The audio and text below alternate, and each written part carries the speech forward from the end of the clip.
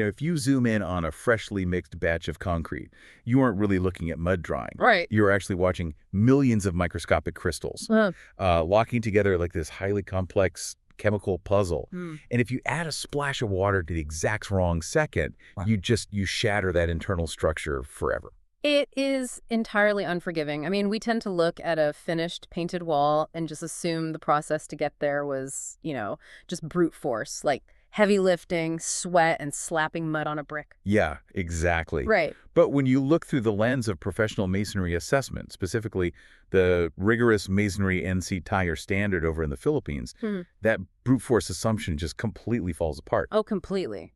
You realize you are looking at a landscape of extreme precision. It's really an absolute masterclass in physics and chemistry and structural geometry. It's the definition of invisible mastery. Every single millimeter matters, and the science behind why a wall actually stands up is, well, it's completely hidden from the naked eye. Welcome to the Deep Dive.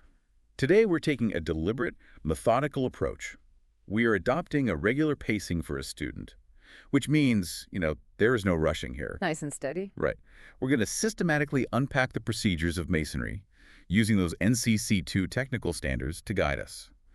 Our mission isn't just to tell you how to build a wall, but to explain the fascinating mechanics of why it works. Yeah, the invisible architecture. Exactly. By the time we're done, you're going to look at a simple concrete wall and see the discipline behind it. So let's start before a single block is even laid. Before you mix any mortar, the environment and the tools have to be absolutely perfect. They do. There is a reason the highest masonry standard in the Philippines will immediately fail you for a messy workstation. Wait, immediately? Yeah. The assessment doesn't start when you pick up a trowel. It starts the moment you step onto the site and manage your space. For instance, tool inspection, you have to actively check for cracked wooden handles or chipped trowel blades or even a frayed mason's line. Which makes sense because, a loose trowel handle isn't just an annoyance. Right. It means your wrist is constantly making micro adjustments to keep the blade straight, which leads to fatigue, which leads to your mortar application wobbling all over the place. And a cracked spirit level means your entire wall could end up leaning into the next room. That would be a disaster. But it goes beyond just checking the tools. It's about the geography of the workstation itself. You're instructed to stack your concrete hollow blocks, the CHBs no higher than waist level, and you absolutely must maintain clear walkways of at least 60 centimeters around the entire work area. Yeah, the 60-centimeter rule. Okay, let's unpack this. It seems overly strict to fail someone for an untidy 60-centimeter walkway before they've even built anything. Why is the assessment so aggressive about this?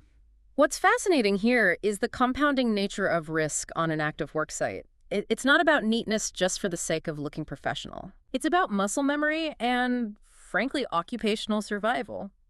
If your tools and your mixing board and your heavy blocks are always in the exact same spatial orientation, your body learns the movement. Ah, so you speed up naturally. Exactly. You speed up significantly without even thinking. But more importantly, if you ignore a dropped blob of wet mortar in that 60-centimeter walkway, you have essentially just dropped a banana peel on a hard surface. Oh, man. You've turned a concrete floor into an ice skating rink. Construction sites account for over 30% of workplace fatality cases in the Philippines. Wow, 30%. Yeah, and most of those are completely preventable trips and falls. It's wild that a simple trip on a mortar blob is the primary danger. But even if you keep your feet, the slow daily grind of moving these materials is just as deadly to a career, right? Absolutely. The manual lifting techniques are heavily regulated here. The Philippine Occupational Safety and Health Law, RA 11158, strictly mandates manual handling protocols. Yeah. You are never supposed to lift more than 25 kilograms alone. Because lower back injuries are the #1 occupational injury for masons. I can imagine. Think about laying those lower courses of blocks near the floor. The standard dictates you must squat and place them. You never bend from the waist repeatedly. That sounds exhausting for the legs. It is. The physiological trade-off is clear your knees and thighs will burn and tire out long before your back is permanently injured. A 50-kilogram cement bag lifted incorrectly can rupture spinal discs, and, well, that ends a career instantly. It really reframes the whole profession. It's all about protecting the mason's body from these physical forces, which, brings us to a completely different type of hazard, the chemical danger of the materials themselves. Oh, yeah. I was absolutely shocked to realize how dangerous wet cement actually is. People just think of it as wet dirt, but it is highly caustic. Incredibly caustic. It causes a condition called cement contact dermatitis. The insidious thing about wet cement is the pH level. Because it is highly alkaline, it slowly burns through your skin without triggering the same immediate pain receptors that, like, a heat burn would. So you could be working all day with a bit of wet cement trapped inside your glove, and you don't even know it's eating into your skin until the severe damage is already done. Precisely. Daily, unprotected exposure leads to cumulative permanent scarring, open sores that crack and get deeply infected. That is horrifying. It's one of the most underreported injuries in the construction industry because it happens so slowly. You really have to use full personal protective equipment, heavy gloves, masks, safety glasses. What if it gets in your eye? If a splash of cement paste gets in your eyes, you don't just splash some water on your face. You hold your eye open and flush it with clean running water for at least 15 solid minutes before rushing to a doctor. 15 minutes. Wow. And that vigilance about hazards, it never stops. The sources mention a protocol known as a re-entry check. Like, if you close a worksite down to take a 30-minute lunch break and then come back, you must take time to recheck everything before you resume work. You never assume the site is exactly how you left it. Never. Spilled water, a shifted stack of blocks, maybe another contractor dropped their tools in your path. Hazards are dynamic. They develop continuously. It takes 30 seconds, but it's a habit that can quite literally save your life, or at the very least, save you from failing your assessment. Exactly. So we've secured the physical perimeter and the human body. Let's move to the chemical foundation of the entire structure. We need to talk about the mortar. And as we established with those chemical burns, mortar is not just mud.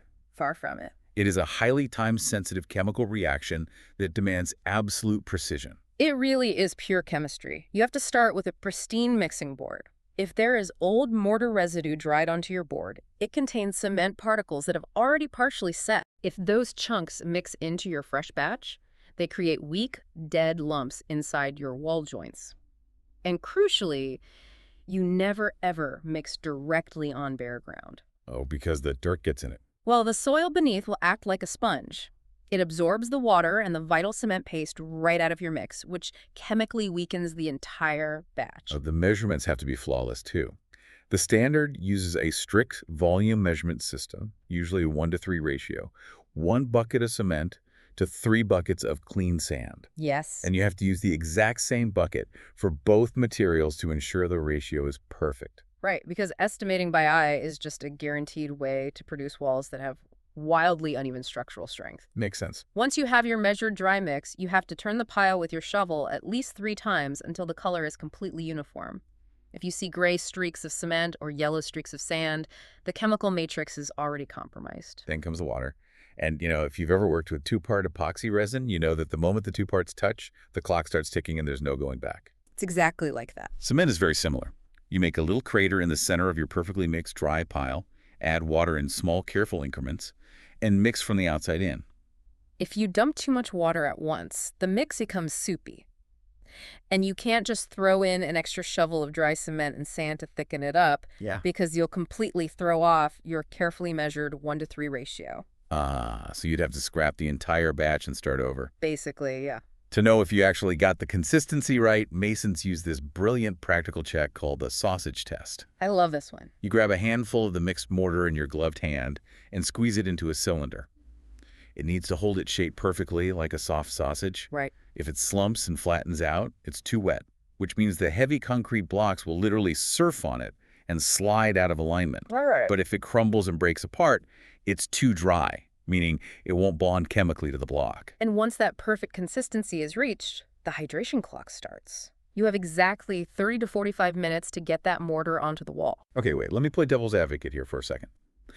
If I'm working and my mortar gets a little stiff at, say, minute 46, why can't I just splash a little water from my bucket onto the mixing board to revive it? It's just getting a bit dry, right? This is exactly where the biggest misconception lies. If we connect this to the microscopic level of what cement actually is doing, we realize it is not drying out, it is curing. Okay. Cement chemically hydrates the moment water hits it. It's an exothermic reaction where it grows millions of microscopic interlocking crystals to create immense structural strength. Wow. If you add water after that initial crystal set has begun a process called retempering, you physically shatter those microscopic bonds. So you're basically diluting and destroying the internal skeleton of the mortar. Exactly. The mortar might look fine to the naked eye. It might even feel smooth and workable again on your trowel, but you've destroyed its compressive strength. That's incredible. It will result in weak joints that will inevitably fail under load. Assessors watch for retempering constantly. If your mortar is stiff after 45 minutes, you don't water it down. You throw it out and mix a fresh batch. That is fascinating. Yeah. So we have this ticking chemical time bomb, a perfectly hydrated batch of mortar that we have to use in 45 minutes. Yep. But all that chemical perfection is useless if the physical geometry of the heavy concrete blocks above it is flawed. We have to face a new enemy, gravity. Gravity is relentless. Laying the blocks requires constant checks against horizontal drift, vertical lean, and immense structural shear forces. And winning that fight against gravity starts at the absolute base. The concrete footing has to be clean, perfectly level, and slightly dampened. Well, if the concrete base is covered in dust, the mortar can't make physical surface contact. And if the concrete base is bone dry, it will act like a vampire, sucking the moisture rapidly out of your fresh mortar. Oh, and that ruins the slow chemical hydration we just talked about? Once the base is prepped, you have to establish your layout. To make sure the corners of a room are perfectly square, masons use the brilliant 3-4-5 geometric measuring method. Yes. You measure 3 units down one wall line, 4 units down the adjacent wall line, and the diagonal distance between those 2 points must be exactly 5 units. If it is, Pythagoras guarantees you have a perfect 90-degree angle. It's beautiful, practical geometry applied right there in the mud and dirt. From there, you do what's called a dry run. I love the logic behind this. You literally place the heavy blocks end to end along the wall line without any mortar, just to see how they fit. The guiding philosophy here is, it costs 5 minutes but saves 30. Right. If you just start laying blocks with mortar and discover that your wall ends with a tiny 1-inch sliver of a block, you are in trouble. Thin slivers of concrete block are structurally very weak, they crack easily, and they look terrible. So by doing a dry run, you can adjust your starting position or the spacing of your joints by a few millimeters each, completely eliminating the need for that weak sliver. Here's where it gets really interesting. When looking at the block laying sequence, the procedures specifically demand that you build the leads first. Yes. These are the corners of the wall, and you build them up 3 or 4 courses high before you ever lay a single block in the middle of the wall. For a student trying to save time, building complex, perfectly plumb corners first seems like a massive waste of energy. Why not just lay the blocks freehand, end to end, row by row? This raises the critical issue of compounding errors. If you've ever tried laying floor planks or hanging wallpaper, you know that if your first piece is a tiny bit crooked, by the time you reach the other side of the room, you are inches off your mark. Oh yeah, been there. Leads dictate the geometry of the entire wall. You spend immense time ensuring those corners are perfectly level and perfectly plumb, meaning perfectly vertical. Once those rigid corners are set, you stretch a taut string called a mason's line between them. And that string becomes the absolute law for every other block in that row. Precisely. Every block in the middle is just placed flush with that string. Without the leads and the mason's line as a rigid guide, a freehand wall naturally drifts. You rely on your eye, and, well, the human eye is deeply flawed.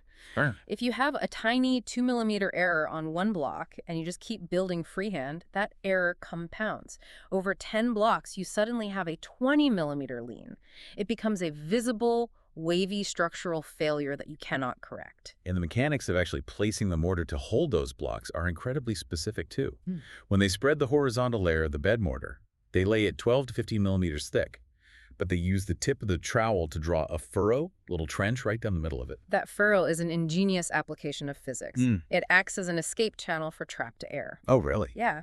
When you press a heavy, flat concrete block down onto a flatbed of mortar, air gets trapped, creating weak, hollow spots. By drawing that furrow, the air pushes out through the channel, allowing the mortar to spread evenly and make full, flat contact with the bottom of the block. And then there is the vertical joint between the blocks, the head joint. You don't just scrape a little mud in there. Yeah. You apply mortar generously to the end of the block, before pushing it into place. Yeah.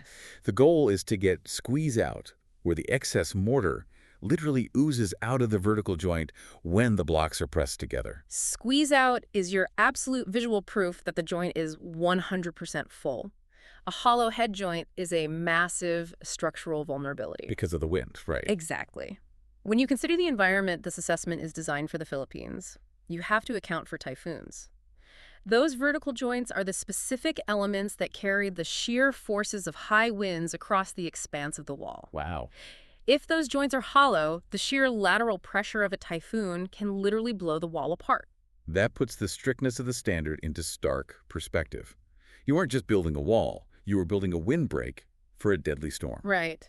So after checking with a spirit level every 2 to 3 blocks and scraping off that squeeze out, the final step for the block laying phase is tooling the joints. Yes. Once the mortar reaches a state called thumbprint firm, meaning you can press your thumb into it, and it holds the indentation without sticking to your skin, you run a curved metal jointing tool along all the horizontal and vertical mortar lines. Which forcefully presses the mortar inward, closing up any microcracks and shaping it into a smooth concave curve. So rainwater naturally sheds off the face of the wall instead of seeping into the joints. So at this point, the wall is built. It is perfectly plumb, level, and structurally sound against typhoon shear forces. But the structure is completely naked to the elements. Raw concrete blocks are porous. They are rough.